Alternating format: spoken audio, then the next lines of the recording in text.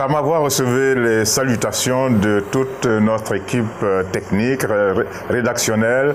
En tout cas, tout la belle radio et télévision vous salue et vous dit merci d'avoir accepté d'être en notre compagnie. Quelle que soit la façon dont vous avez passé votre semaine, qu'elle a été dure ou fructueuse ou que sais-je encore. En tout cas, vous avez bien fait de vous retrouver là parce que nous, à Savoir Chauffer, ferons en sorte que ce week-end démarre dans les meilleures dispositions. Je suis en compagnie de Mamie Sam. Bonjour. Bonjour Georges. Comment ça va? Oui, ça va, je vais très bien ce matin. J'espère que c'est le cas pour vous aussi. Alors, je salue tout le monde et je vous souhaite également un excellent week-end. Bienvenue dans cette émission Ça va chauffer qui donne la température déjà le week-end. Ouais, ça va chauffer. Les sujets sont là, ils sont forts et on aura besoin que vous nous suiviez et que là-bas, sous les chaumières et dans vos cercles d'amis et puis à partir de lundi au bureau, eh bien, vous utilisiez les sujets que nous allons aborder pour prolonger les discussions. Il y aura de la très bonne musique, de la musique que nous avons choisie bien à propos et puis il y aura beaucoup de discussions en compagnie de ces dames qu'on appelle les Georgettes à Ça va chauffer, qui sont disséminées un peu partout sur le continent et même en dehors. Et justement, je vais commencer par Adrienne qui se trouve à Milan, en Italie. Bonjour Adrienne. Bonjour Georges, bonjour à toutes les Georgettes. La semaine dernière, vous étiez un peu malade, ça va mieux? Oui, ça va beaucoup mieux, merci. Oui, le corps, il a besoin des fois de repos. Et ben voilà. Donc, il se manifeste de temps en temps par des petites maladies, c'est ça? C'est ça. Ok, ça va mieux, hein? Ça va beaucoup mieux, oui, merci. Ok, vous nous avez manqué la semaine dernière. Mais vous aussi, vous m'avez manqué. Nous sommes heureux de vous retrouver. Moi aussi, je suis heureuse d'être avec vous, d'être en compagnie. Un gros bisou à tous les téléspectateurs, à tous vos auditeurs. Alors, vous avez un regard insistant de Mamie Sam. C'est vrai que nous avons manqué Adrienne. Bonjour à toi. Bonjour. Allez, on est heureuse de te retrouver. J'espère que vraiment tu as retrouvé toutes tes formes. Oui, ça va, ça va. Ah, ok. Alors, c'est quoi qui a marqué l'Italie cette semaine? Bah, actuellement, vous savez, on est tous très contents parce que avec la campagne de vaccination, la contamination est vraiment en train de baisser. Bon, on a moins de décès. Hier, par exemple, on était à 69 décès, donc ça commence à aller beaucoup mieux. Même si dans l'ensemble, ça fait 126 924 victimes depuis le début de la pandémie, ça fait beaucoup. Ça fait beaucoup. Mais bon, là, ça va. Il y a au moins 45% de la population qui a déjà reçu au moins la première dose des vaccins. Ah bon? Donc voilà, ça se poursuit. Et puis bon, les restrictions sont vraiment allégées. On est un peu plus, enfin, on garde quand même les mesures barrières, mais on se sent un peu plus libre. Donc dans l'été est là et voilà. Ah ouais, le soleil est présent. Mais voilà. Alors, actuellement, on arrive même à 29 degrés. Aujourd'hui, les températures vont grimper jusqu'à 29 degrés. Donc c'est pour vous dire qu'on a le soleil. Faut en profiter. Ouais, vous nous faites la concurrence, hein? Ben oui, voilà, en ce moment, oui. Alors, j'ai envie de savoir chez vous, sans faire de publicité, c'est quoi le vaccin? AstraZeneca, Sinopharm, etc. AstraZeneca est plutôt proposé aux personnes à partir de 60 ans. Sinon, les autres, c'est Pfizer et Moderna et puis Johnson. Ok. On ne parle pas là-bas du tout de Sinopharm. Hein? Non, le vaccin chinois. Non. Ok.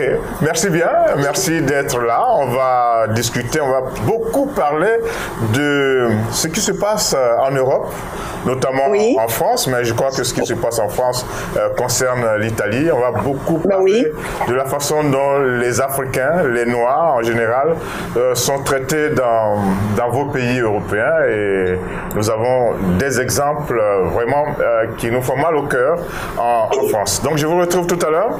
Hein? Permettez-moi de descendre en Afrique centrale et de retrouver Marisa au Gabon. Bonjour Marisa. Bonjour Monsieur Georges, bonjour Marisa, bonjour surtout aux téléspectateurs. J'espère que vous allez bien et que la vie est belle. Ben nous aussi ça va très bien et on est content que vous ayez ce sourire là. Ouais, ça veut dire que ça va au Gabon. Moi, je vais bien. Faut pas faire l'amour comme ça. Ça va bien au Gabon. Oui, ça va, on peut dire ça. Ça dépend de l'angle sur lequel on essaie de trouver une réponse à la question. Alors moi, je prends l'angle à partir de Dakar. Qu'est-ce que ça donne? Non, moi je vais bien et puis bon, on va dire qu'on a l'essentiel, donc ça va au Gabon. Alors chez vous, ça pousse, hein, la vaccination est accélérée, je crois. Hein? Oui, la vaccination est accélérée, la campagne nationale de vaccination se poursuit et à partir de lundi, donc dans une des communes de Ntoum, donc le deuxième arrondissement de Ntoum, qui est une des villes du Gabon aussi, il y aura le lancement de la campagne nationale de vaccination. En fait, pour dire qu'avant, la campagne était juste accentuée au niveau des capitales et là maintenant, elle se propage au niveau des provinces, des villes, des départements, des cantons et tout le reste. Et au-delà de ça, jusque-là, on n'avait que le vaccin Sinopharm. Et donc là, le 9 juin, on a reçu le vaccin Sputnik 5. Et donc, du coup, le Comité national de vaccination va bientôt communiquer sur le début de l'utilisation de ce deuxième vaccin-là. Alors, chez vous, les forces de l'ordre sont en première ligne, je crois, au niveau de la vaccination. Oui, les forces de l'ordre, c'est obligatoire. Oui, pour les forces de l'ordre. J'espère que les gens ne vont pas changer de métier pour ceux qui n'aiment pas la vaccination. Ils peuvent pas, ils ont accepté. Et un des vœux, quand on rentre dans les corps, je pense, c'est de promettre obéissance aux ordres des supérieurs. Et donc, je pense qu'à partir du moment où leurs supérieurs donnent cet ordre-là, ils n'ont pas d'autre choix que d'aller se faire vacciner. Bon, maintenant, pour les personnes qui ne voudront pas, bien sûr, elles peuvent toujours sortir. En tout cas, ils ont trouvé une formule, une astuce pour pousser tout le monde à se faire vacciner. Celui qui se fait vacciner, eh bien, il n'y a pas de couvre-feu pour lui. Il n'est pas soumis au couvre-feu. Effectivement, c'est une astuce pour pour inciter la population à aller se faire vacciner. Donc, justement, vu que le couvre-feu, il était à 18h, on l'a repoussé à 21h pour toute la population. Et complètement les personnes qui seront vaccinées, qui auront eu les 2 doses de vaccin avec un intervalle de 14 jours après la deuxième dose de vaccin, ces personnes-là pourront circuler librement et ne pas être soumis au couvre-feu. Mais ça va être dur pour ceux qui ne sont pas au Gabon et qui veulent entrer au Gabon, ça va être dur parce que quand on arrive à Libreville, on se fait interner pendant 24 heures. Ça, c'est fort, c'est dur, hein? Oui, quand on arrive à Libreville, quand on arrive à Libreville, on fait obligatoirement une quarantaine de 24 heures et on ne sort de là qu'avec ses résultats négatifs. Mais je pense que oui, c'est peut-être un peu dur, mais c'est une mesure qui est mise pour protéger la population parce qu'il faut dire que avant d'arriver, vous faites un vaccin. Quand vous arrivez, avant d'arriver, vous faites le test. Quand vous arrivez, on vous refait le test et puis on vous interne pendant 24 heures. Si vous êtes positif, on vous maintient. Si vous êtes négatif, on vous libère. Mais en fait, les frais d'hôtel sont à la charge du voyageur. Il faut que l'économie tourne, c'est certainement c'est une astuce pour faire tourner les hôtels. Hein? La majorité des activités sont restreintes justement par rapport à toutes les mesures qui ont été mises en place dans la lutte de la COVID-19. Donc je pense que le contribuable a trouvé un moyen d'équilibrer les choses justement avec ce dispositif-là. Mais bon, dans tous les cas, moi je pense quand même que c'est bénéfique pour les populations parce qu'il faut dire que au Gabon, pour avoir bonne mémoire, la pandémie est arrivée ici par quelqu'un qui venait d'ailleurs.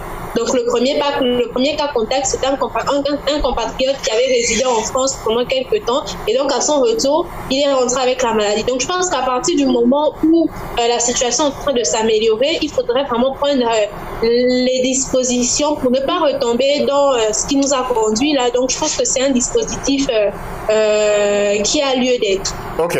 Alors, Marisa, on va oublier un peu le coronavirus. Je crois que vous êtes entré dans la saison sèche. Tout à l'heure, Adrien disait que bon, le temps est beau, le soleil donne tous ses rayons en Italie.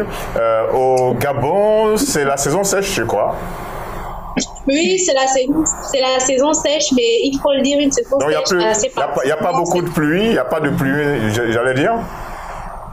Oui, il n'y a pas beaucoup de pluie. Et il faut dire que la particularité, c'est souvent qu'en saison sèche, on a un temps assez doux, alors que là, il fait vraiment chaud. Il fait vraiment chaud. Actuellement, il fait chaud? Oui, il fait chaud. Donc, du coup, on observe, peut-être que ça va s'améliorer dans les semaines qui arrivent. En général, c'est la saison que tout le monde attend pour prendre son temps, pour être, voilà. Mais là, il faut dire, il y a le soleil et puis il fait chaud. Donc, du coup, on attend. Ok. J'espère que la fraîcheur va descendre. Comme d'habitude, il ne faut pas que les changements climatiques dont on parle là, eh bien, frappent le Gabon.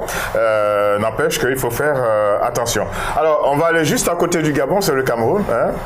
Juste à côté du Gabon, Mamie Samb, il y a le Cameroun. Et au Cameroun, nous avons notre chère Carole.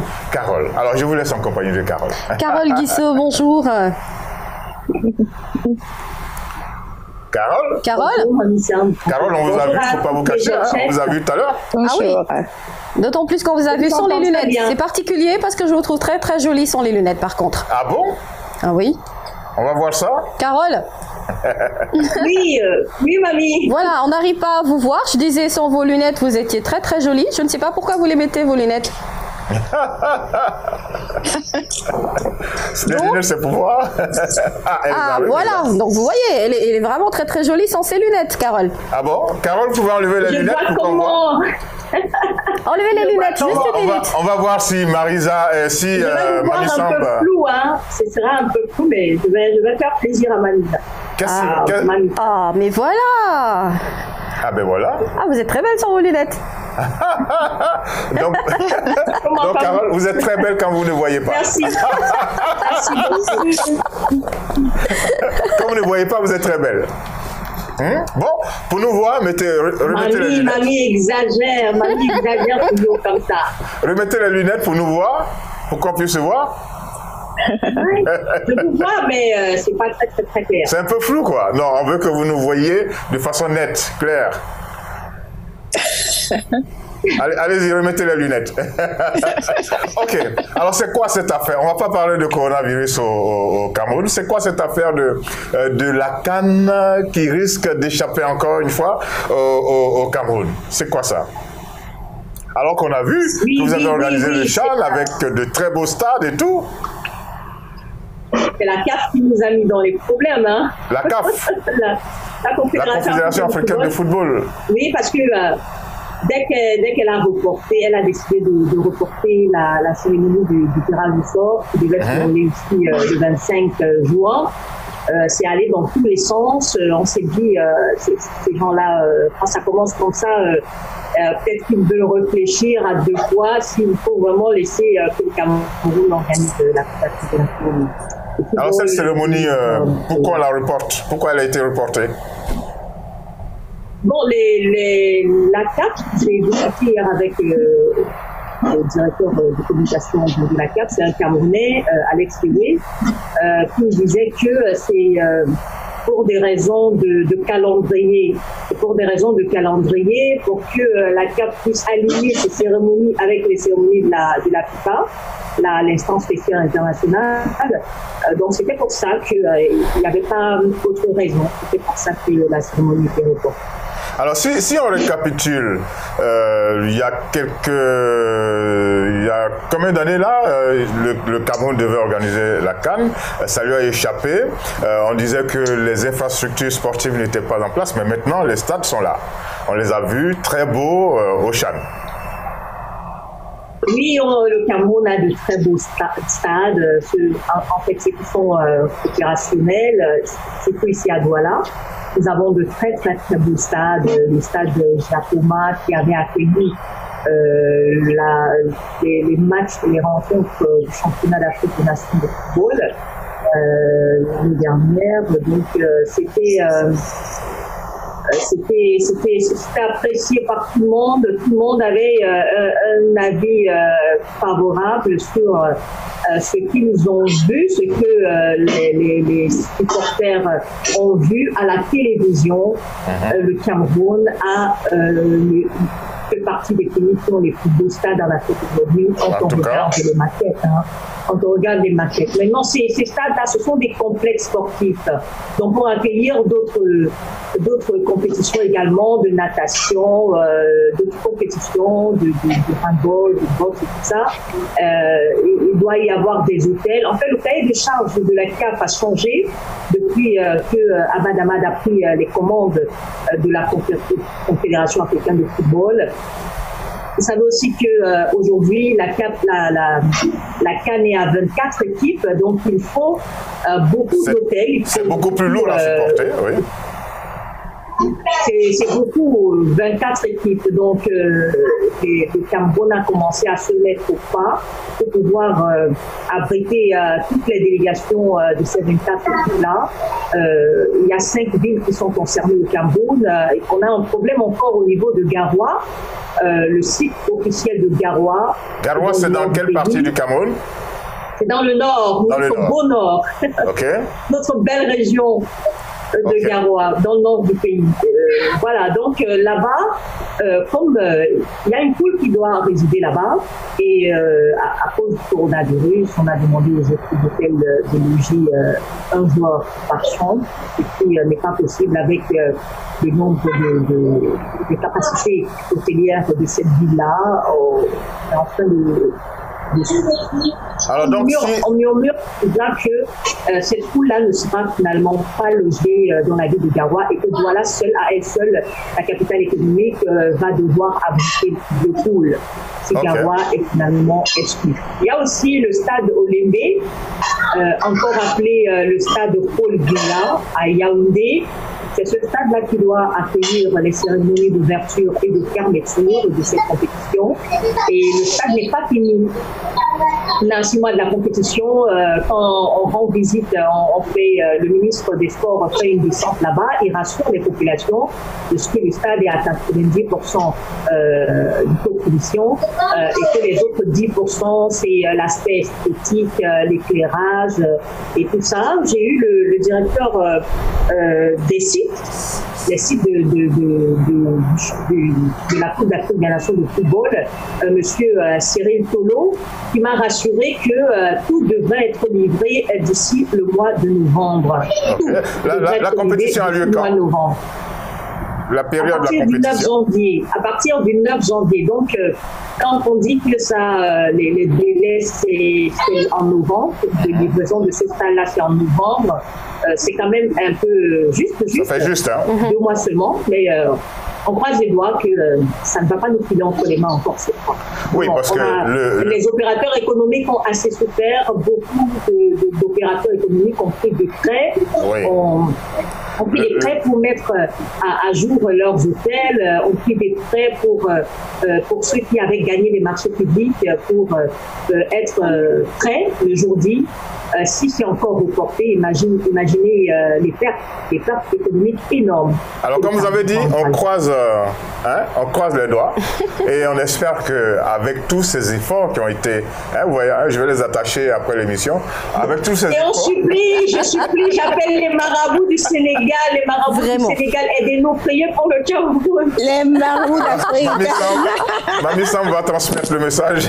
Non, les marabouts du Sénégal, je précise les marabouts du Sénégal, pas dans notre pays, vraiment, parce que on avait joué avec le Sénégal, les marabouts du Cameroun criaient, ceux du Sénégal faisaient aussi leur boulot et le Cameroun a perdu. Donc vraiment, on s'incline en matière de possibilités, donc que les marabouts sénégalais qui pour le Cameroun. Parce que pour que le Cameroun ne perde pas ses temps. On va dire à tout le monde, à tous les Camerounais de faire ça. De croiser les doigts. Même, bien solidement. Le doigt, bien solidement, pour que cette Coupe d'Afrique, l'organisation, n'échappe pas au Cameroun. Le Cameroun a déjà fait de gros efforts en créant en mettant en place ces infrastructures sportives de très haut niveau. Et donc, faut pas que la CAF... Vous savez que ça a été enlevé, retiré au Cameroun. Parce qu'il y a quelque temps... Après, il y a eu un glissement de date, donc vraiment, c'est beaucoup. Et l'autre fois, la CAF avait dit non, ça va, le Cameroun va organiser, et puis à la dernière minute, paf.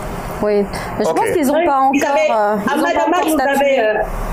Amadama nous avait rassuré ici que la CAF n'avait pas de plan B, mais à la dernière minute... Le plan B, ça a été l'Égypte. Ça a été l'Égypte, exactement. Ok, alors le verdict était défavorable. Ok, merci beaucoup Carole. On n'a pas Pulchéri, mais nous avons... Pulchéri est là? Ok, Pulchéri, bonjour. Bonjour. Je vous ai pas vu. Vous êtes là? Bonjour les gens. Bonjour Pulchéri. Bonjour la famille CVC. Je sens que ça va chauffer aujourd'hui. Ça fait oui, ça va chauffer, ça chauffe déjà. Vraiment, c'est pas qu'on attendait. D'accord, je suis toute joyeuse. Chérie, vous êtes passé où là? Vous avez disparu? J'étais dans mes balades nationales. Parce que... Après, il y a Sokro pour un événement spécial Fête des Mères. Vous savez, on a célébré les mamans ici le 30 mai dernier.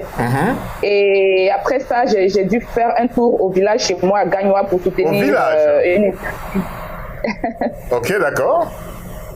C'est bien d'aller au village. Et là, je suis de retour à Grand Bassam, voilà, pour participer à l'émission. Ok, c'est bien. Alors, en Côte d'Ivoire, on parle, le sujet dont on parle, c'est le retour du président Gbagbo, dans une semaine à peu près, un peu moins d'une semaine. Oui, dans moins d'une semaine, c'est-à-dire le 17 juin. C'est la date qui a été annoncée à toute la population, à tous les partisans et tous ceux qui réclament le retour de l'ex-président ivoirien Laurent Gbagbo. Donc c'est une date qui est comme un point fixe, tout le monde regarde à cette date-là. Comment ça va se passer? Parce qu'il y a eu des débats, il faut qu'il rentre en catimini, non, il faut qu'il rentre en triomphe. Finalement, bon, le gouvernement laisse faire le comité d'organisation. Oui, je crois que toutes les dispositions ont été prises et ce qu'il faut surtout retenir dans cet événement à venir là, c'est que tous les Ivoiriens attendent la réconciliation et la paix.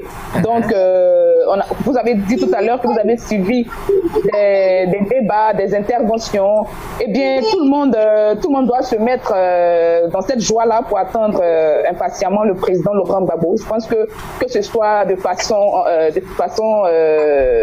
particulière, que ce soit de façon, comment dirais-je, de façon populaire. En tout cas, ils sont mais le plus important, comme je le disais tout à l'heure, c'est de voir rentrer l'homme du pays, le fils du pays, qui est tant attendu dans sa nation. Ok, on espère que ça va être l'objet d'une liesse entre Ivoiriens et que ce retour va être un pas, j'allais dire, vers un pas décisif vers la réconciliation, comme vous avez dit. Bien sûr. Et puis après ça, il faut attendre le retour aussi de Blé Goudé et de Soro Guillaume. Oui, mais bien sûr, qui parle de Laurent Gbagbo parle évidemment de général Blé Goudé et Soro Guillaume, ainsi que tous les exilés qui sont en ce moment loin de leur pays. Moi, je pense que le plus important, c'est de voir rentrer les enfants chez eux. Voilà, on met de côté les histoires politiques et tout ce qui s'est passé et tout ça, mais le plus important, c'est leur retour sur les terres natales. Donc, c'est ça le plus important. Ok, on va compter sur le ministre Kakabe, le ministre de la Réconciliation, pour organiser tout ça, faire en sorte que les choses se passent bien. Une réconciliation qui est en bonne marche en tout cas. Ok, merci bien Pulchéri. Nous ici, on n'a pas chômé. On n'a pas chômé, il y a une star, on peut l'appeler comme ça, il y a une star au Sénégal qui s'appelle Boy Djiné. Eh bien, cette star a fait beaucoup de dégâts. Je me demande c'est quel genre de star, Boy Djiné, mais en tout cas, c'est quelqu'un qui a... C'est un personnage dont on parle depuis un bon moment. Oui, c'est vrai qu'il fait l'actualité, d'autant plus qu'après son évasion, bien évidemment, on en avait parlé samedi dernier, il y a eu des suites, et il y a eu également des gardes pénitentiaires qui ont été arrêtés. Et au-delà de tout ça, cette note triste dans cette histoire, c'est que son acolyte qui s'appelle Abdou Faye est également décédé. Et là, il y a débat. Il y a débat sur les conditions de sa mort, des suicides, la famille qui n'est pas très d'accord sur cette thèse du suicide qui a été avancée, même suite à la sortie de l'autopsie. Et donc, du coup, c'est une famille qui a décidé également de porter le combat, puisqu'une conférence de presse a été faite par la famille et tout, qui est sortie dénoncer les conditions de sa mort. Et donc, je veux dire que, voilà, Boyedine, c'est quelqu'un qui va encore continuer à alimenter le débat, je pense. Il a été arrêté quand même. Il a été arrêté, oui. Mais je veux dire, l'affaire judiciaire suit son cours. Et il y en a beaucoup qui disent, il va s'échapper encore. Il a l'habitude. Il l'a fait presque une douzaine de fois. Donc, c'est quelqu'un qui est habitué vraiment à sortir tout le temps. Et la question que vous me posiez la semaine dernière, c'était justement comment il réussissait tout le temps à s'échapper. Ouais. Donc là, avec l'arrestation des gardes pénitentiaires et justement avec la mort, ce qui est dommage de Abdou Faye, qui n'en était pas à sa première tentative. Hein. Il avait déjà essayé de se suicider une fois lorsqu'il avait été également mis aux arrêts. Il cognait sa tête sur le mur. Mais là, il s'est vraiment pendu d'après l'autopsie. Et donc, affaire à suivre, on va voir un peu l'évolution avec la famille et notamment suivre de très près ce dossier judiciaire concernant Boyedine. Et c'est pas tout. Il faut dire que vendredi après-midi, je crois que il y a eu une petite ébullition oui. Au niveau de tous ceux qui réclamaient que les jeunes gens qui ont été arrêtés pendant les manifestations de mars soient oui. libérés. En fait, il s'agissait plutôt d'une marche avortée de l'amicale des travailleurs de l'électricité. Et c'était une marche à la base interdite. Mais ils ont décidé de braver cette interdiction-là, ces marcheurs. Et avec ces marcheurs, il y avait également Kilifeu du mouvement Y en a marre, qui est également très connu de par son activisme. Qui donne de la voix quand il y a quelque chose qui ne va pas. Qui est également vraiment très habitué à être mis aux arrêts dans des conditions comme ça. Je veux dire, à Kilifeu, c'est un peu comme un Guy Marius Sagna. Ce sont des gens qui vraiment occupent le devant de la scène quand il s'agit de revendiquer, de marcher. Hein. Exactement. Et bon, après, c'est vrai qu'il a bénéficié d'une liberté provisoire. Et ensuite, je pense qu'il doit retourner à la barre dans les jours à venir pour donner suite à cette affaire. Voilà, nous avons donc la température un peu partout. Ici à Dakar, à Libreville, à Milan, à Douala et à Grand Bassam, tout près d'Abidjan. En tout cas, on voit qu'il se passe un certain nombre d'événements et nous avons décidé d'en parler dans Ça va chauffer, dans cette première partie pour prendre vraiment la température du moment. Et on va arroser tout cela de très bonne musique. Le choix de la musique qui arrive est le choix de Mamie Samb. Et je suis sûr que ça va vous plaire. Ah, j'espère en tout cas que les filles, vous êtes prêtes vraiment à danser, ainsi que tous les spectateurs et auditeurs qui nous écoutent en ce moment. Alors, ce qui est bizarre, c'est que c'est un mot ivoirien. Oui. Bakpato. Comment? Bakpato. Oui, je sais que c'est difficile des fois pour certains. On va demander à Pulchéri. Pulchéri. Oui. Bakpato. Bakpato, oui. Ça veut dire quoi, Bakpato? C'est un ancien. Qu'est-ce que ça veut dire? Quoi ça? Bakpato, le Bakpato. C'est pas tout le monde qui arrive à prononcer, hein? Bakpato. Non, le Bakpato, d'accord, c'est un peu comme Congossa. C'est un peu le Congossa en camerounais. Le Bakpato, c'est celui qui se mêle des affaires des autres, c'est celui qui fait un peu le rapportage. Okay. Voilà, c'est un peu ça. Voilà. Alors, on va demander à Marisa de prononcer ce mot. Voilà. Marisa, vous êtes là? Vous pouvez prononcer ce mot? Comment? Oui, monsieur là, le Bakpato. J'ai pas bien entendu. C'est très simple. Hein? C'est pas Kakato, hein? Mais Adrien, je connais ça, le Bakpato. Adrien, vous connaissez bien? Mais oui, Bakpato. Ah bon, d'accord. Ok, alors, retour à Mamie Samb. Oui. C'est le titre du morceau, hein, Bakpato. Oui, voilà. Mais c'est un morceau bien sénégalais. Exactement, une chanson de Adiouza qui a décidé de vous rendre un vibrant hommage en utilisant justement ce nom ou ce mot, Bakpato, dans une forme de musique, un peu de salsa. On va danser et swinguer ce matin. Et ça fait du bien. Super, je crois que c'est un morceau qui a été bien apprécié. Je vous rappelle le titre, Papato, le nom de l'artiste, une jolie femme qui a une belle voix avec une bonne prestance, c'est Adiouza. Voilà, exactement, Adiouza, c'est son nom. Et je rappelle que son père également est un très très grand chanteur. Ah, c'est très fréquent ici ça. Oui, son père a vraiment fait les bourgeois la musique sénégalaise. Son nom?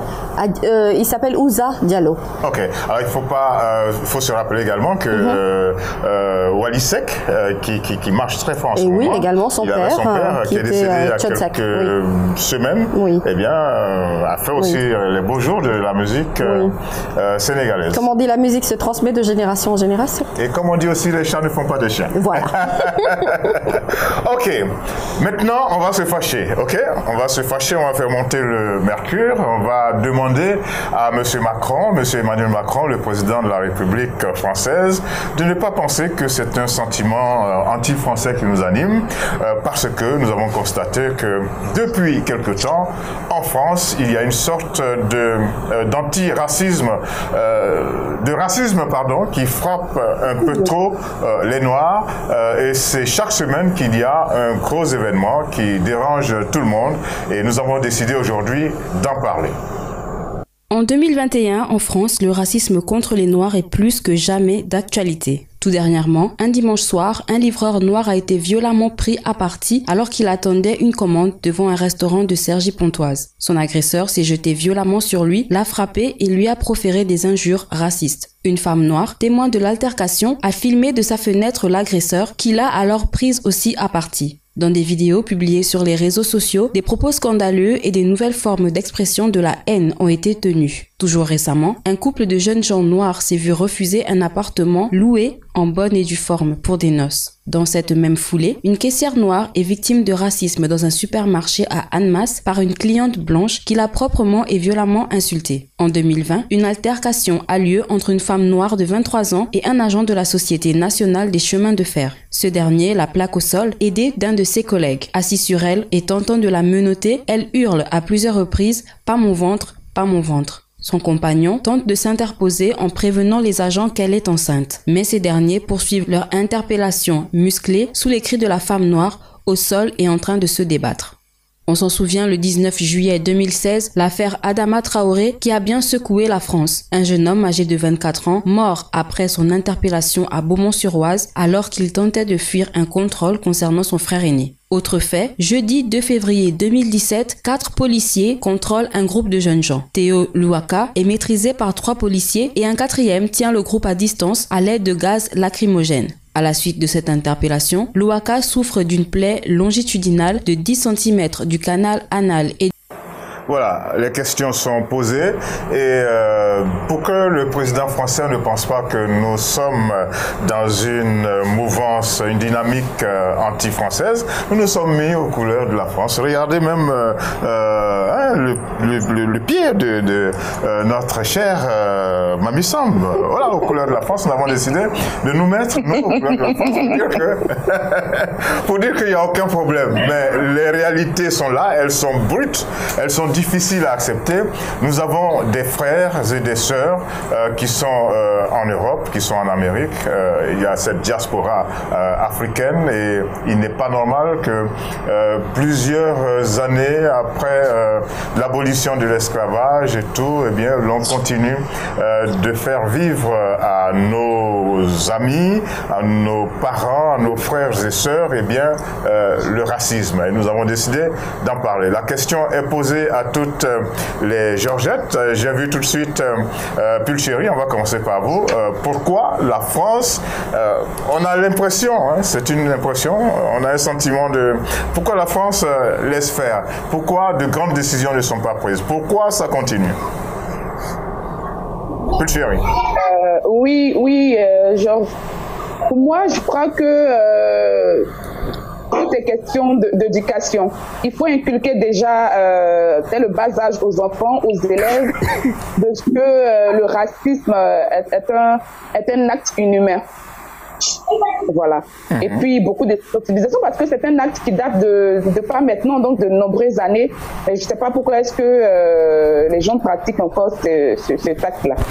Donc, il faut sensibiliser, il faut parler aux enfants, parce que les enfants tout petits grandissent avec déjà ce sentiment raciste en eux. Donc, il faut déjà inculquer cette base-là à nos tout petits, aux enfants. Voilà. Inculquer aux enfants que le racisme n'a aucun sens.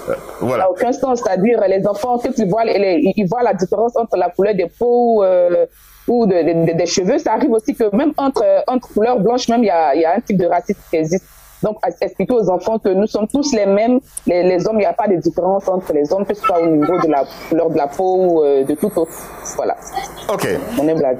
Ok, direction Douala au Cameroun pour retrouver Carole. Merci beaucoup, Pulchéri. Vous êtes en Côte d'Ivoire. Nous sommes maintenant au Cameroun en compagnie de Carole. Votre sentiment, votre réaction, s'il vous plaît?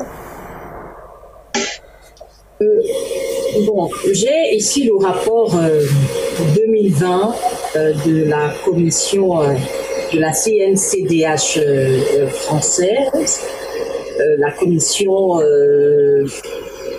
nationale consultative des droits de l'homme, qui disait que malgré le fait que les Français étaient devenus très tolérants, plus tolérants qu'avant, les actes de racisme, eux, montaient en hausse, ça veut dire en hausse. On a dit que dans le rapport, on explique cela comment. Sur plus de 1,1 million de cas de racisme recensés par cette commission-là, seuls moins de 3000 plaintes sont portées. Pourquoi?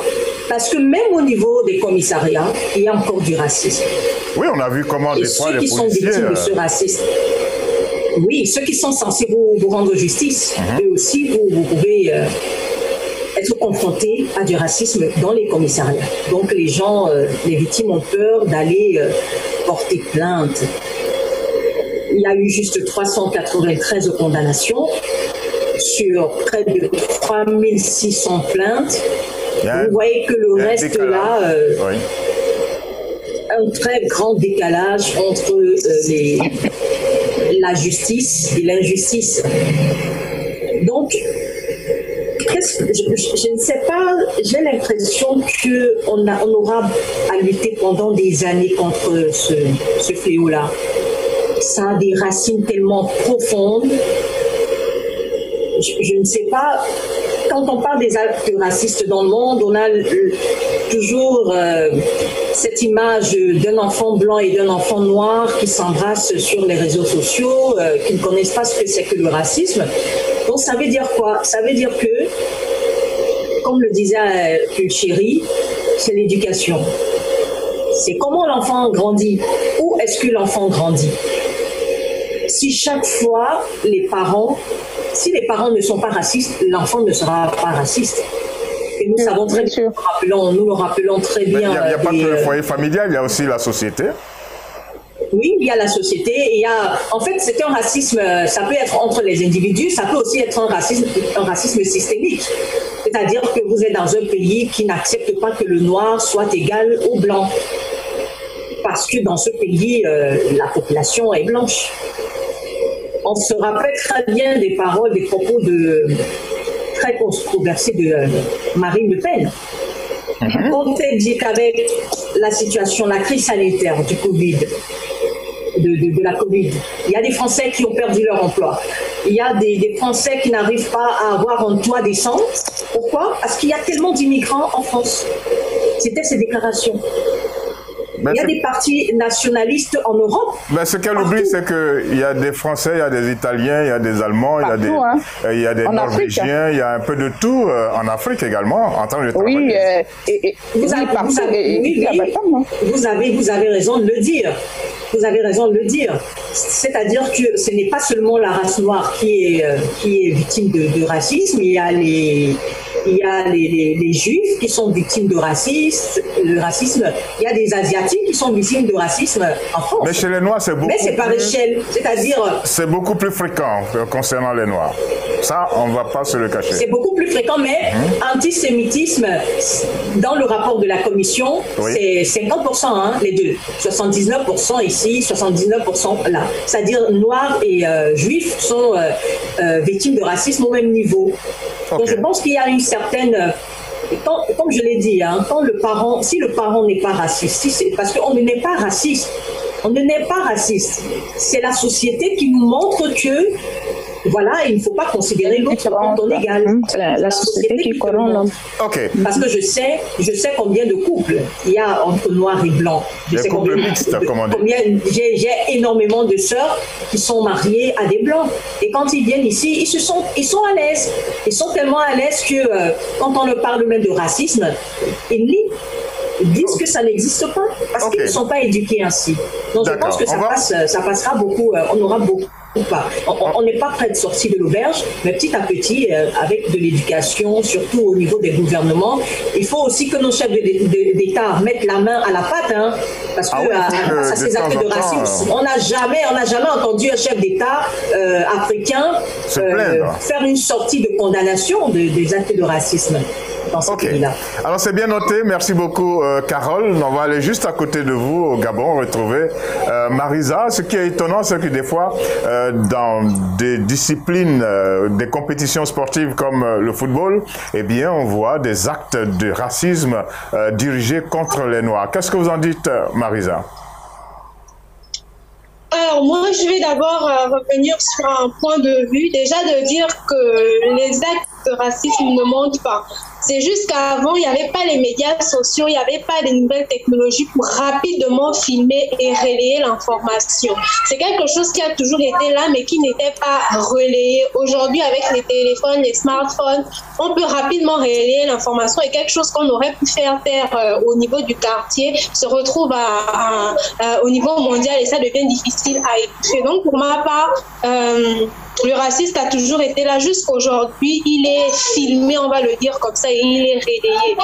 Maintenant, par rapport aux actes de racisme au niveau du football, je pense que là, c'est plus un complexe d'infériorité qu'autre chose parce qu'on se rend bien compte que quand les Blancs, on va le dire comme ça, quand les Blancs ont besoin des Africains, ils vont jusqu'à leur donner la nationalité pour jouer pour eux, pour remporter des coupes et tout le reste. Mais à partir du moment où dans l'équipe... La dernière Coupe du Monde, hein, la dernière Coupe du Monde le dit bien.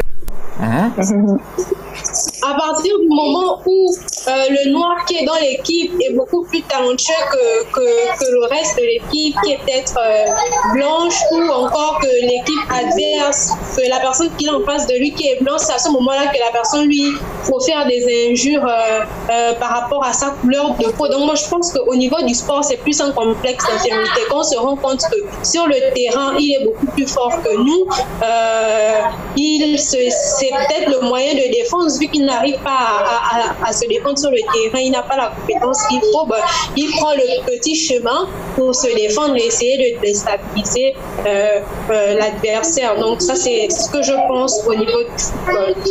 Maintenant, Monsieur Georges, pour revenir à la question que vous étiez en train de poser, qu'est-ce qu'il faut faire? Est-ce que la France qui est un pays démocratique, pourquoi elle n'essaye pas de prendre le taureau par les cornes? Qui parle d'égalité, de fraternité. Pardon? La France qui a comme devise l'égalité, la fraternité. Voilà. Et à ce propos, je veux dire en fait que pour ma part, la France a toujours fait une politique de l'autruche. La France sauve les apparences parce qu'il faut le dire, au niveau de l'arsenal juridique, les lois sont là. Il y a des lois antiracistes. Ce phénomène est encadré juridiquement. On sait que si telle personne fait telle chose, il a droit à telle sanction ou telle sanction. Mais quand on arrive encore au niveau des commissariats, on fait face à des personnes qui, par rapport, on a pris l'exemple du jeune noir qui avait réservé un appartement pour les noces avec sa fiancée. Oui. Ce que le monsieur au bout du fil lui dit, c'est tu es un noir, il y a quelle justice pour les noirs? Tous les jours on tue les noirs. Tu as déjà entendu qu'on a emprisonné combien de personnes? C'est que eux-mêmes ils sont conscients que malgré les lois qu'ils sont là, les lois ne sont là que pour sauver les apparences et pas pour autre chose. C'est pour justement calmer la communauté internationale. Mais nous tous, on sait bien que sur le terrain, demain, vous n'allez jamais avoir des droits. Et c'est encore visible à un niveau plus simple. Aujourd'hui, on nous parle de l'acceptation de tous dans les choix sexuels au niveau de l'Europe. On va même jusqu'au niveau des dessins animés. Quelquefois, moi, je regarde les dessins animés ou les séries pour adolescents sur les chaînes. Je vois des jeunes qui sont amoureux des personnes de même sexe. C'est une sorte de sensibilisation de manière à faire accepter aux enfants que si vous voyez ça, c'est normal, vous n'avez pas à discriminer ou vous n'avez pas. Mais si la même politique était menée en termes d'acceptation par rapport à la race de tous, je pense qu'on se retrouverait plus rapidement avec des personnes qui savent, des enfants, parce que les enfants d'aujourd'hui sont les citoyens de demain. On se retrouverait plus facilement avec des citoyens de demain qui sauront que peu importe la couleur de la personne, c'est un être humain à part entière, c'est quelqu'un comme moi. Donc si réellement la France faisait ce qu'elle dit qu'elle fait, il y a autant de facteurs qui seraient mis en place dans l'éducation, dans la sensibilisation, depuis le primaire, en passant par les programmes télévisés, en passant par. Mais c'est juste une politique d'autruche pour faire baisser les tensions au niveau international. Mais eux-mêmes, ils savent que rien n'est fait sur le terrain. Okay. Maintenant, pour revenir, on va dire au constat de Carole qui disait qu'il fallait que nos chefs d'État s'en mêlent. Moi, j'ai été très heureuse de lire il y a 4-5 jours sur les réseaux sociaux le président rwandais qui a justement interdit, qui a fait expulser les Chinois et leur a interdit d'à nouveau revenir sur le territoire rwandais parce qu'on s'était rendu compte que ces Chinois-là maltraitaient les ouvriers rwandais. Donc moi, je me suis dit que c'est un exemple à suivre et justement, ça a été tellement étonnant auprès de la communauté que ça a fait le tour des réseaux sociaux parce qu'on s'est demandé qu'attends, mais qu'est-ce qui se passe là? Si tous les présidents pouvaient agir comme ça, je pense que on serait respecté. Parce qu'on parle de nous. Le président rwandais, on le cite beaucoup. On le cite beaucoup dans ses actes. Il a reçu, il n'y a pas longtemps, le président français Emmanuel Macron et à l'aéroport. C'est un ministre qui est allé l'accueillir et il prend un certain nombre de décisions comme ça. Et je crois qu'il se fait respecter et il fait respecter les ressortissants rwandais. Et ça devrait faire le président rwandais. Ok. Alors, je vais vous abandonner quelque peu, Marisa. Je sais qu'il y a beaucoup à dire sur ce phénomène, ce fléau du racisme contre les Noirs. À un moment donné, Mamie Samb, en Amérique, les Noirs ont pris, c'est vrai que ça n'a pas encore été éradiqué en Amérique non plus, mais ils ont pris leurs responsabilités et quelque chose tout à l'heure que disait Marisa, dans la culture, dans les films, dans la littérature, etc., il y avait un certain nombre de choses qu'on glissait. Alors pourquoi les Africains ne feraient pas la même chose, notamment au niveau de la diaspora, faire des films et faire en sorte que, eh bien, on avance dans ces films-là pour faire en sorte que les mentalités redeviennent normales, j'allais dire. D'accord. Je me demandais quand est-ce que vous alliez arriver à moi. J'étais tellement... On fait le tour, oui, puis on redescend ici. Je veux dire, tout me gratte là. Je suis vraiment moins calme que mes amis Georgette.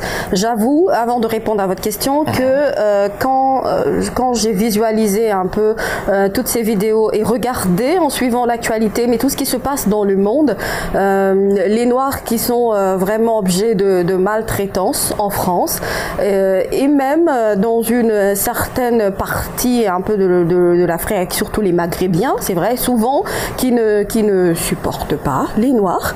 Moi, je me demande aujourd'hui au 21e siècle, qu'est-ce qu'il faudrait faire en plus pour que cette violence-là cesse, ces actes de racisme cessent, cette négrophobie cesse, parce que je pense qu'on a gagné. Attendez, je vais juste remonter un peu là. Oui, voilà. Avec la casquette, parce que vous voyez pas trop mon visage. Okay, Je pense qu'on a gagné le droit d'être respecté. Oui. Je pense qu'on a gagné le droit de pouvoir tout simplement évoluer dans n'importe quelle société du monde, de pouvoir vaquer tranquillement à nos occupations sans pour autant avoir peur à chaque instant d'être traité de noir. Ça, c'est la première vérité. Pour moi, le débat, ce n'est pas seulement que de chercher les solutions, il faut d'abord poser le problème. Et il y a un réel problème. Ce n'est pas normal qu'à l'heure où nous sommes, le débat d'aujourd'hui est de parler de la possibilité des Noirs d'être encore libres, d'être traités de bétail qui ont été vendus. Pour moi, c'est scandaleux.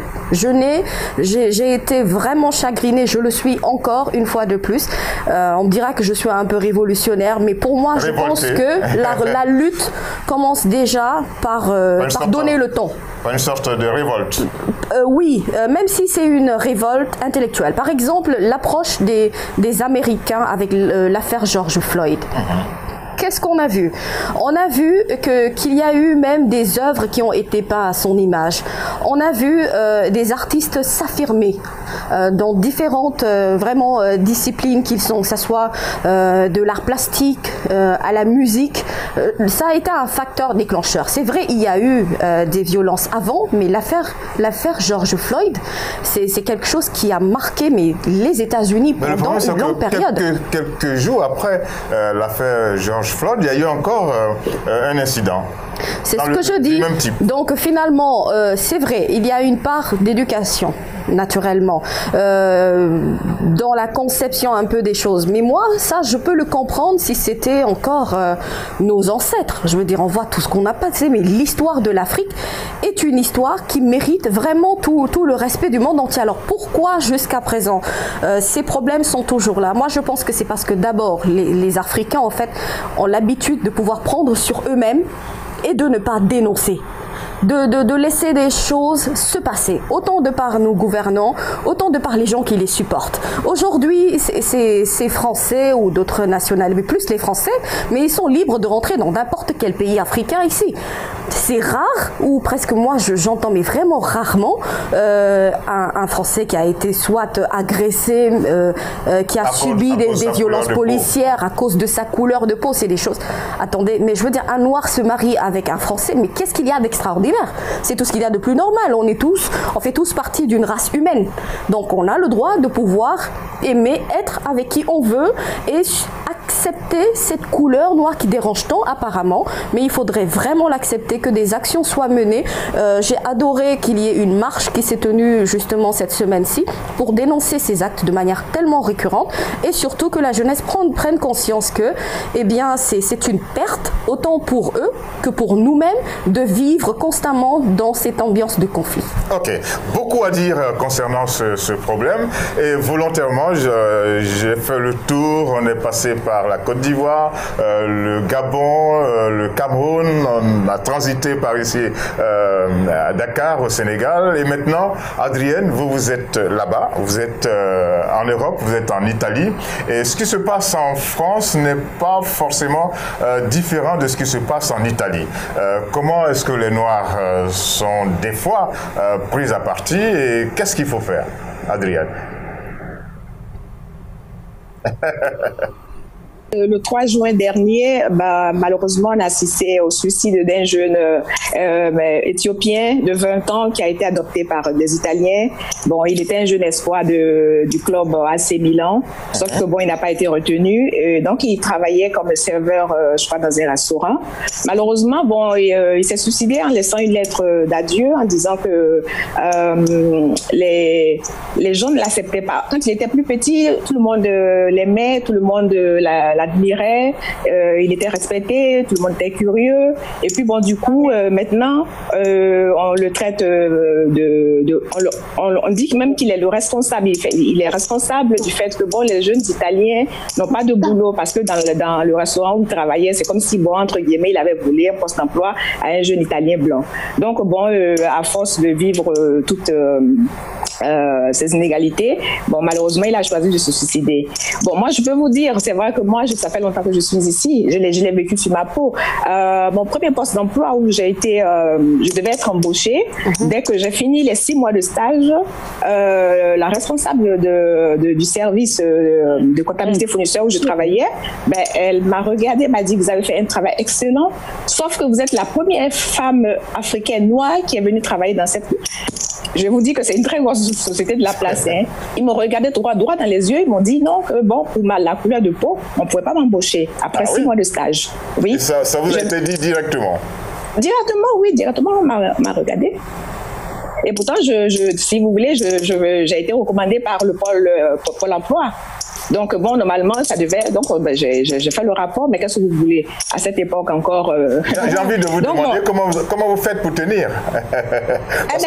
Parce que des fois, c'est au quotidien. Hein?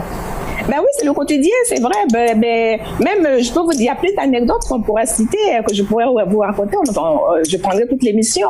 Même si la paroisse ici, on avait un jeune prêtre mozambicain. Il célébrait la messe. Au moment de donner la communion, il y avait des personnes âgées qui sortaient parce que bon, c'est une main noire qui touche la communion. Même là. Je vous dis qu'il y a tellement d'anecdotes. Donc maintenant, bon, qu'est-ce qu'il faut faire pour changer? Comme je ne sais pas si c'est Mamie Sabo ou Carole qui le disait, c'est la racine est profonde, et est-ce que bon, ça ne conviendrait pas à nos chefs d'État vraiment de faire peut-être même 100 pas en arrière et puis essayer de voir toute cette jeunesse. On n'arrête pas surtout que depuis que moi je suis là, je n'arrête pas de hurler, bon, de trouver un moyen pour arrêter, parce que quand ces jeunes gens-là arrivent en passant par la mer, c'est vrai, on les voit à la télévision. Peut-être qu'en Afrique, c'est vrai, il y a les réseaux sociaux. Peut-être qu'en Afrique, les gens n'ont pas le temps de voir ça réellement.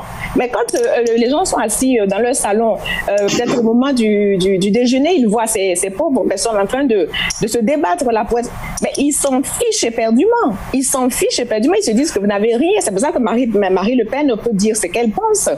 C'est dommage. Mais le problème, il est très profond. Maintenant, bon, est-ce que c'est l'Africain lui-même, avec le problème de George Floyd?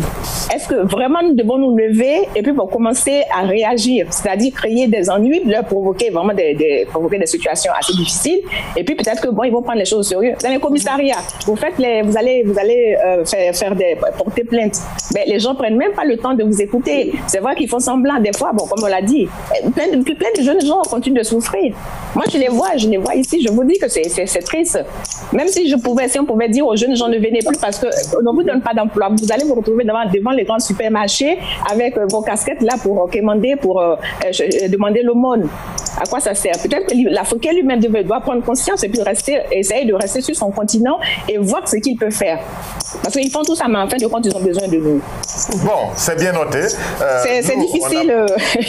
On a relevé l'affaire et il revient à chaque Africain, qu'il soit sur le continent ou en Europe ou en Amérique, et bien de se rendre compte qu'il y a un travail à faire et qu'il y a d'abord, comme a dit Mamie Samb, une sorte de prise de conscience. Et malgré tout ce qui a été dit, écrit, on a eu des films et tout, le problème demeure. Cela veut dire qu'il y a encore à faire et nous avons mis cela sur la table et nous souhaitons que cela fasse l'objet de discussions, de réflexions un peu partout afin qu'un jour, un jour qui ne soit pas aussi loin que ça, l'on se rende compte que nous sommes dans une seule et unique race. Oui. Voilà, les temps sont propices certainement. Comment? Je dis que les temps sont propices, certainement, parce que avec le cas de George Floyd, je pense que beaucoup de choses vont commencer à bouger. Même s'il faut encore peut-être une 50aine d'années. Il faut que ça bouge. Il faut que ça bouge. Ok, merci beaucoup. Les commentaires que vous avez faits ont été bien notés. Je crois que ce sont des commentaires qui sont arrivés bien à propos. Et nous avons décidé aujourd'hui de passer de la musique de nos ressortissants qui sont là-bas de l'autre côté. Exactement. Et pas n'importe quel artiste, un artiste qui s'appelle Soprano, qui est très très connu. On va écouter une de ses chansons qui s'intitule Clown, et vous allez voir que dans la vie, il suffit pas tout le temps de mettre un costume. Parfois, quand on l'enlève, eh bien, on cache bien des choses. Ok, c'était Soprano, artiste français, on va dire, mais d'origine comorienne. Il est donc africain. Et merci pour ce morceau qui a une profondeur. Si vous voulez réécouter et puis voir déceler cette profondeur, eh bien, vous en avez le droit. C'est le clown de Soprano. Alors, nous continuons notre émission. Il y a beaucoup de choses à voir et à entendre dans cette émission. Maintenant, il faut prendre un petit bout de feuille avec un stylo et noter les différents repères qui vous sont proposés dans notre zigzag culturel qui va être suivi, attention, d'une petite série de gags.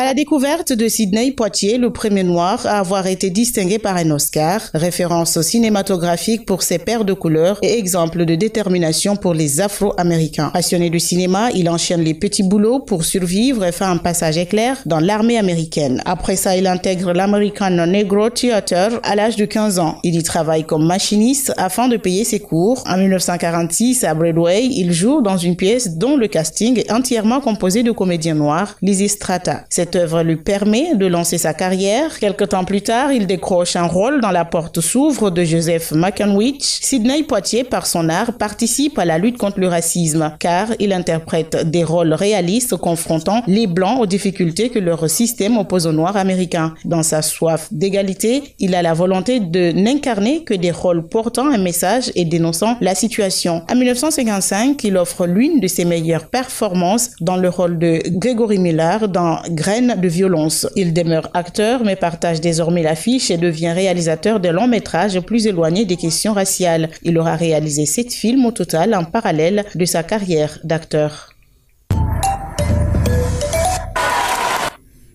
Né d'un père camerounais et d'une mère guadeloupéenne, Tiwoni est un artiste reggae dancehall qui, depuis un quart de siècle, parcourt la planète grâce à sa musique. Il est aussi le fils du bassiste Vicky Edimo. L'artiste affirme sur le site Nofi que le reggae est devenu viscéral pour lui et qu'il transmet la parfaite fréquence pour se connecter à soi-même et au Tout-Puissant. Un artiste très attaché au continent africain qu'il définit comme un rapport qu'entretient un fils avec sa mère, de l'amour, du partage, de la bienveillance et de la gratitude avec la terre-mère. Il aurait pu être jamaïcain tant son charisme et son inspiration sont reconnus en métropole, dans les territoires d'outre-mer et surtout le continent africain. Tiwoni a fêté 25 années de passion, de détermination, de foi, de haut et de bas, de partage, de voyage et de rencontres. Des masques africains créés grâce à l'intelligence artificielle. Depuis leur sortie d'école de commerce et d'école d'ingénieurs, Gauthier Vernier, Pierre Fautrel et Hugo Cazel-Dupré ont réalisé grâce à l'intelligence artificielle des portraits classiques et des estampes japonaises. Pour les masques africains, ils ont fait comme d'habitude. Ils ont d'abord nourri leur ordinateur de milliers d'images de masques existants. Ensuite, l'algorithme leur a proposé de nouveaux dessins pour de nouveaux masques qu'ils ont sélectionnés selon RFI. 22 masques dessinés par l'intelligence artificielle ont été sculptés sur bois par l'artiste ghanéen Abdulaziz. Les masques d'Obvious sont proposés à la vente aux collectionneurs privés. Un autre projet est en cours avec le musée du Quai Branly à Paris pour imaginer d'autres objets à partir de l'intelligence artificielle.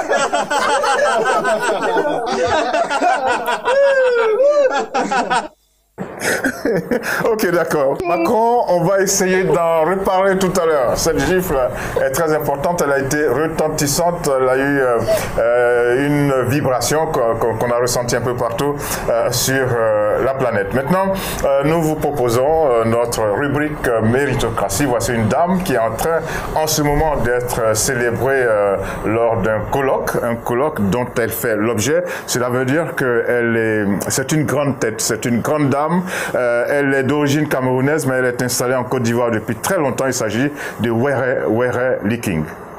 Were Were Liking est une écrivaine avec plus de 20 titres parus, allant du roman à l'essai, en passant par les contes, les livres d'art et la poésie. Née en 1950 au Cameroun, elle réside en Côte d'Ivoire depuis 1978. Fondatrice du groupe Kiyimbok, compagnie de théâtre basée à Abidjan, Were Were est aussi autodidacte et peintre depuis 1968. Cette femme a plusieurs cordes à son arc, un vrai génie capable de briller dans son autre métier de metteur en scène et actrice polyvalente de plus d'une trentaine de spectacles. Le groupe Kiyimbok est un mouvement culturel panafricain qui deviendra une fondation pour la formation de la jeunesse, à la création et au développement de la culture. Certains ont nommé son célèbre village Kiyi d'Abidjan le bois sacré dans la ville, car c'est un véritable temple de la culture panafricaine avec son musée, son théâtre et ses espaces d'accueil des jeunes en difficulté. 6 années de recherche universitaire, la fréquentation d'écoles et de stages européens, l'expérience de tournées villageoises ou internationales l'ont rendue soucieuse d'une recherche qui soit au service de tous, de la nécessité d'un professionnalisme pour les artistes africains. Après plus d'une trentaine d'expositions en Afrique, en Europe, aux États-Unis, elle se met en marge des expositions conventionnelles. C'est une peintre atypique, dont l'œuvre, en plus d'étoiles, se laisse voir également sur les corps d'acteurs, sur les costumes, les décors, et les découvre lors de ses multiples tournées de spectacles en France, Japon, Belgique, Suisse, Allemagne, Danemark, Canada, États-Unis, Mexique, Togo, Bénin, Tchad, Centrafrique, Cameroun, Gabon, Ghana, Congo, Niger, Mali ou encore le Burkina Faso. Ses œuvres se trouvent dans de nombreuses collections privées partout dans le monde. Et il est aujourd'hui membre permanent de l'Académie des sciences, des arts et cultures d'Afrique et des diasporas africaines en Côte d'Ivoire. On est fiers d'avoir une Were Were en Afrique.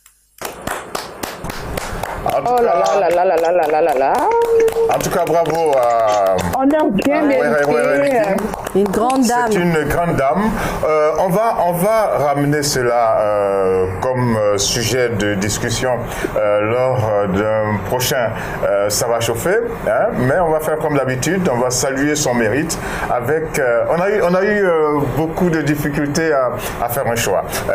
Fallait-il proposer de la musique camerounaise, de la musique ivoirienne?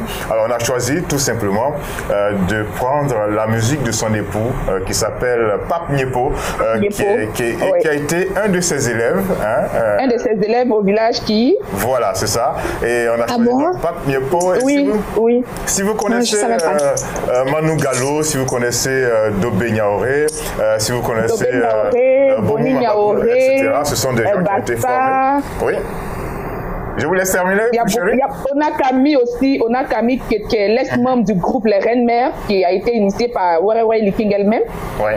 Donc il y a beaucoup d'élèves qui sont sortis grands musiciens de cette école-là. Très belle école que j'ai eu l'occasion de visiter un jour. Vraiment, c'est magnifique. Ok. Alors tous ceux qui vont à Abidjan, faites un tour au village Kiyi. En attendant, voici Pape Niepo qui salue les mérites de son épouse Were Liking. Voilà, merci beaucoup à Pape Niepo qui saluait, en tout cas c'était notre façon à nous de faire en sorte qu'il salue les mérites de cette grande dame qui fait et qui continue de faire la fierté de l'Afrique à travers la culture. Were Liking, je crois que c'est une dame multidimensionnelle. En tout cas, qu'on doit célébrer chaque jour. C'est une dame qu'il faut féliciter. Bien, on va y revenir une autre fois dans un prochain numéro de Ça va chauffer, mais il nous était difficile de ne pas parler de ce sujet qui brûle toutes les langues depuis quelques jours, cette gifle magistrale qui a été adressée, qui a été infligée au président français Emmanuel Macron. C'était pas justement un acte démocratique, mais nous avons décidé d'en parler et surtout de nous poser une question. La question va venir tout à l'heure à l'intérieur du sujet. La scène est un véritable coup d'éclat. Emmanuel Macron a reçu une gifle de la part d'un homme poussant le cri de guerre royaliste « Montjoie, Saint-Denis, abat la Macronie ». Très rapidement maîtrisé par les forces de l'ordre, 2 personnes ont été interpellées et placées en garde à vue pour violence volontaire sur personne dépositaire de l'autorité publique.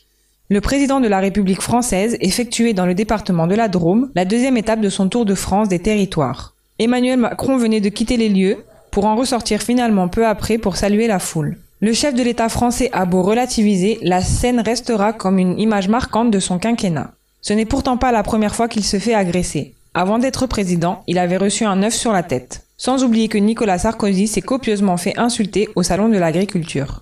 Mais gifler un chef d'État ne signifie-t-il pas gifler une république entière? Seulement gifler un chef de l'État est tout sauf de la démocratie. Et ce n'est pas en Afrique que le premier venu peut se permettre de gifler un président de la République. Et puis, chère Georgette, est-il possible qu'un président africain se fasse gifler? Si une telle surprise venait à arriver, que se passerait-il? Alors, la question est posée. Mamie Samb, la question, mais pourquoi vous me choisissez moi la question est d'abord? Mais les filles, vous n'avez pas remarqué quelque chose? Vous n'avez pas remarqué qu'il y a quelque chose qui a changé chez Georges, là? nous sommes aux couleurs de la France. Hein. Vous n'avez pas remarqué qu'il a changé de casquette, là? Juste pour parler de la France? Okay. Bon, voilà, ça fait... il manque juste le blanc. Bravo. Oui, ça lui va trop bien. Mais pour répondre justement à cette question très rapidement et permettre aux autres de pouvoir intervenir, c'est vrai que moi, c'est une image qui m'a marquée. Je pense que jusqu'à ce matin, je regardais encore la vidéo de cette gifle, mais une gifle, comme vous l'avez dit, magistrale. En fait, je ne pense pas que depuis que je suis née, que j'ai déjà assisté à une scène pareille, où tu tiens bien le bras du président de la République et tu lui administres une gifle. Alors, que ça jamais... aurait été un président africain non, je pense que ça aurait été un président africain. D'abord, est-ce que ça peut arriver? Peut-être bien, je ne pense pas, hein, mais je pense qu'au cas où ça arrive, croyez-moi, ce sera l'aller-retour, quoi. Le président africain, je ne pense pas que c'est quelqu'un qui va se laisser gifler et revenir à ça. Non, mais le coup de poing, tu vas le recevoir, mon frère. Alors, Adrienne, je vous entends. On va vous écouter maintenant. Qu'est-ce que vous en dites? Comment? La gifle. Oui. Oh, c'est merveilleux. Ça peut arriver à un président africain. Elle dit c'est merveilleux. Ah, vous dites... En fait, non, je vous dis, je vais vous donner ma réponse. En fait, j'ai essayé de... J'ai rapporté même les dits de Damien Tarel, celui-là même qui a bien giflé, le gifleur qui a giflé le président Macron. Il dit, je pense qu'Emmanuel Macron représente la déchéance de notre pays. Quand il s'est dirigé vers moi, il m'a surpris. Quand j'ai vu son regard sympathique et menteur, et qui voulait faire de moi un électeur, ça a provoqué du dégoût. Donc moi, je pense que ce résumé-là, ça englobe déjà tout. Donc voilà, ça veut tout dire. Et puis bon, voilà, c'est tellement merveilleux, c'est magistral. Moi, je vois, je sais de voir, même si Hollywood ne pourrait pas tourner un film là-dessus et tout ça, ce serait merveilleux. Sinon, bon, chez nous en Afrique, il ne faut pas oublier. Question, ça aurait pu arriver à un président africain, ça? Non, je suis en train de dire que chez nous en Afrique, on respecte les présidents. Chez nous en Afrique, il ne faut pas oser. Parce que ce jeune homme-là, il a écopé de 18 mois de prison. Chez nous, il faut d'abord avoir la liberté d'expression. Quand chez nous, tu dis que ça ne va pas, qu'on a coupé l'eau, tu finis à la maca. Oui. À la maca. Donc là, si tu as provoqué, excusez-moi, je prends le thème un peu terre à terre, si tu as provoqué, c'est la potence même directement. C'est donc, clair. Chez nous, on ne le fait pas. Et puis maintenant, s'il y a les embêtants qui rentrent dans le jeu, ben, une fois que tu as giflé le président, toi-même tu es tombé, quoi, et puis voilà, ça y est. Voilà, c'est mon point de vue. Ok, direction le Gabon, à Libreville pour retrouver Marisa. Marisa, qu'est-ce que vous en dites? Bon, moi j'ai été ravie. Vous avez été quoi? C'est une scène atypique, il faut le dire. Depuis que je suis née, c'est la première fois que je vois comment on gifle sur un président. J'ai été choquée. Maintenant, de savoir ce que j'en pense réellement, ce que j'en pense, c'est que c'est une scène atypique, limite. Voilà. Maintenant, de savoir s'il faut essayer sur un président africain, franchement, je ne conseille ça à personne, même pas mon pire ennemi. Je regardais sur Facebook, je faisais descendre ma file d'actualité il y a quelques jours, et il faut dire que cette vidéo a beaucoup été reprise par des humoristes, par plein de personnes qui essayent de faire des parodies là-dessus. Il y a déjà des chansons qui sont sorties. Hein. Voilà. Mais je regardais une vidéo, un monsieur en plein marché, je pense que c'était un monsieur béninois, et il y a un gars qui a giflé, et bon, je ne comprenais pas ce qu'il se disait parce qu'il parlait en langue, mais quelques minutes après, le gars est tombé, il a commencé à faire comme une crise d'épilepsie et tout. C'est pour dire, même quand c'est pas le président en Afrique, n'essaie pas de gifler une autorité comme ça. Mais franchement, si tu essaies de gifler un président africain, c'est clair que tu te retrouves en prison sans jugement. Personne ne va même plus jamais se rappeler de ton cas. Tu vas rentrer là-bas sans jamais te sortir. On va te dire atteinte à l'autorité publique ou je sais pas trop quoi. Ouais. Et au-delà de ça, moi, je suis contre la violence. Donc, du coup, j'estime qu'on n'a pas forcément besoin d'en arriver là. Une chance encore est-il pour les Français, on va dire qu'ils aient la liberté d'expression là-bas. Comme Adrienne le disait tout à l'heure, elle a lu un passage de ce que le jeune homme a dit. Donc, je pense qu'il aurait pu s'exprimer de cette manière-là sans forcément utiliser la force. Okay. Donc, oui, je trouve que c'est quand même une atteinte à la démocratie et à l'autorité publique de JT. Ok, il n'est peut-être pas d'accord avec Macron, mais sauf qu'en visite officielle, Macron représente le président de la République. Il représente la République en tant que telle, ouais. Ok, Oui, entendu. mais moi je pense qu'il a bien fait. Hein, il a bien fait. Qui a bien fait? De cette manière, là, le jeu là, le gifleur là. Comme ça, le prochain. Bon, je vous abandonne, Adrienne, pour retrouver Pulchéri. Pulchéri, qu'est-ce que vous en dites? Il y a quelqu'un qui a dit mais on voit que Macron il n'est pas chrétien parce que il a reçu une gifle. Il devait tendre l'autre jour. Justement, il devait tendre la gauche. Pulchéri. Oui, Georges, comme l'a si bien dit Marisa, il y a eu plein de parodies sur cette gifle-là. Mais une chose est sûre, c'est que la personne qui a giflé, c'est-à-dire le gifleur en question, il n'a pas eu tort parce qu'il avait envie d'exprimer quelque part ses sentiments, ce qu'il ressent pour... Mais c'était quand même fort, hein, c'était gros comme acte. Hein. Mais quand même. Oui, c'est vrai, mais bon, écoutez, il avait sa manière à lui de s'exprimer. Peut-être que s'il le disait de vive voix, il ne serait pas compris. Alors, vous imaginez... Et puis, écoutez, c'est vrai que ce que j'ai bien remarqué dans la vidéo, là, c'est qu'il a eu le temps même de s'exprimer. Il a eu le temps de oui, c'est ça. C'est ça, il a bien agrippé. Il a bien mesuré la joue et puis il a envoyé. Il a ajusté, ok. Vraiment, je vous abandonne pour retrouver Carole. La fois que j'ai vu la vidéo, je me suis dit, bon, est-ce que c'est quelqu'un de normal? D'abord, il y a ça. Parce que c'est pas bien de gifler une autorité, c'est pas bien. Ok, la parole est à Carole maintenant. Carole, qu'est-ce que vous en dites? Quel que soit le ras-le-bol. On peut s'imaginer un président africain recevoir une gifle? Non, africain. Où ça? Carole. Africain. Moi, je suis ici. Carole, je ne vous entends pas. Je connais pour moi là.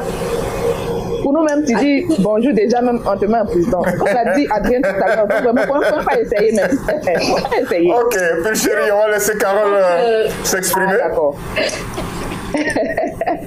Je rappelle à toutes les Georgettes qu'il y a une mise en garde, quoique fausse, qui circule sur Internet de l'ambassadeur de l'association des ambassadeurs français de tous les temps, qui demande aux Africains de ne plus rire, sous peine de poursuite. Ah bon, hein? De ne plus rire de cet événement-là. Oui, Carole. Pendant qu'on était en train de parler de cette affaire-là, il y a eu un cas pareil ici au Cameroun, il y a quelques jours seulement. C'est un jeune homme qui travaille dans une plantation détenue par une entreprise, une firme française ici au Cameroun, qui a eu des propos injurieux. Il a tenu des propos injurieux à l'endroit du président de la République et des membres du gouvernement. Le lendemain, une autre photo de lui a circulé sur Internet où il était menotté dans un commissariat, je crois. Donc, imaginez si c'était la gifle. Imaginez ce qui serait advenu de lui s'il avait giflé, ne serait-ce qu'un... il serait mais vous savez, Carole, Carole, Adrienne, Pulchéri, Marisa, vous savez que de plus en plus, nos présidents... On dit au Cameroun qu'il ne... On dit au Cameroun que si c'était un Français, si c'était un Camerounais, si c'était le président camerounais qu'un Camerounais avait giflé comme ça, il ne serait même pas arrivé vivant au commissariat. Ok. Il était pendu sur la place publique en même temps. Hein. Ben, cela veut dire aussi que... Il ne serait pas arrivé vivant parce que ce sont les policiers même qui allaient acheter le problème. Ce sont eux-mêmes qui allaient rendre justice au président de la République. C'est fini. Merci beaucoup, Carole. parole. Merci beaucoup à Pulchéry, merci beaucoup à Adrienne, merci beaucoup à Marisa, qui j'ai oublié, j'ai pas oublié Mamie Samb.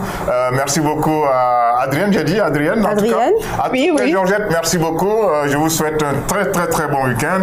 Et il faut dire que de plus en plus, quand même, les présidents africains, quand ils arrivent en Europe ou en Amérique, eh bien, ils sont pourchassés par leurs ressortissants et il faut faire attention qu'une gifle ne jaillisse pas quelque part. Nous vous souhaitons un très très très bon week-end. Merci beaucoup les Georgettes. Merci beaucoup à vous qui nous avez suivis. On se retrouve la semaine prochaine et on espère que ça va continuer de chauffer. Au revoir et à bientôt. Ok, au revoir bientôt. Au revoir. Adrienne. Oui.